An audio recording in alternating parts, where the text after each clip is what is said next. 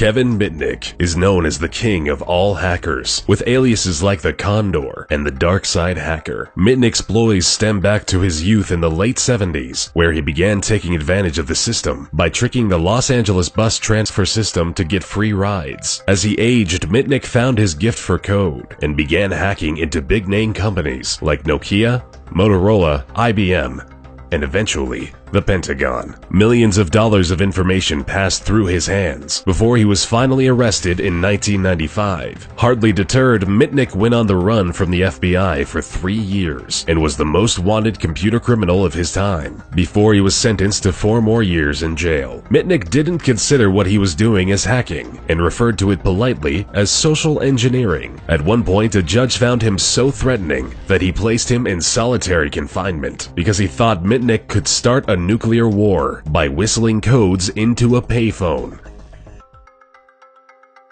The dangerous British hacking duo of Matthew Bevan and Richard Price took the world for a potentially deadly ride for several weeks in their youth back in 1994. They began by attacking the Pentagon's network for several weeks and progressed further by stealing battlefield simulations. If that wasn't enough, they started intercepting messages from US agents stationed in North Korea and accessed sensitive material from a Korean nuclear facility. This was all incredibly alarming to the US because at the time, Price and Bevan were using US systems to infiltrate information from Korean systems, which, simply put, nearly sparked an international incident. You've probably heard about the infamous hacktivist group, Anonymous, or just Anon, sprouting back in 2003 from the breeding grounds of 4chan. Anonymous consists of an unspecified number of politically active hackers. They campaign for internet freedom, social justice, and transparency in the law. With nothing off limits, this group has hit the Chinese government, the Vatican, the FBI, and CIA, while spending just as much time leaking documents or taking down websites with political intent during the aftermath of tragedies like Charlie Hebdo, Michael Brown, and launching large-scale personal attacks on individuals associated with the KKK. While they may not be monetarily motivated, the information they've leaked and the impact they've had on cases and cover-ups has been huge.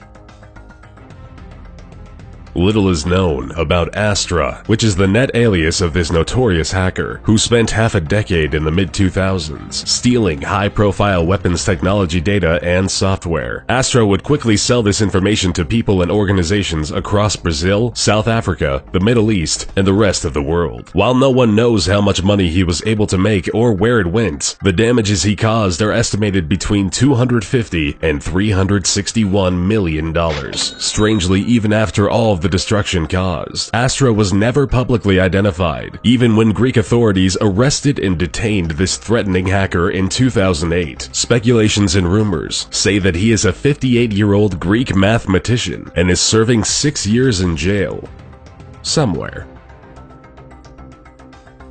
Gary McKinnon infiltrated over 97 US military and NASA servers in just a year during 2001. He deleted sensitive data, software, and files that cost the US government $700,000 in recovery charges due to the severity of the damage. Confident in his skills, McKinnon, who went by the alias Solo, taunted the military by posting, "Your security system is crap. I am Solo. I will continue to disrupt at the highest levels." Strangely enough, McKinnon wasn't in it for any kind of monetary gain, and it turns out he was just looking for files containing evidence of extraterrestrial life, which, according to McKinnon, he found.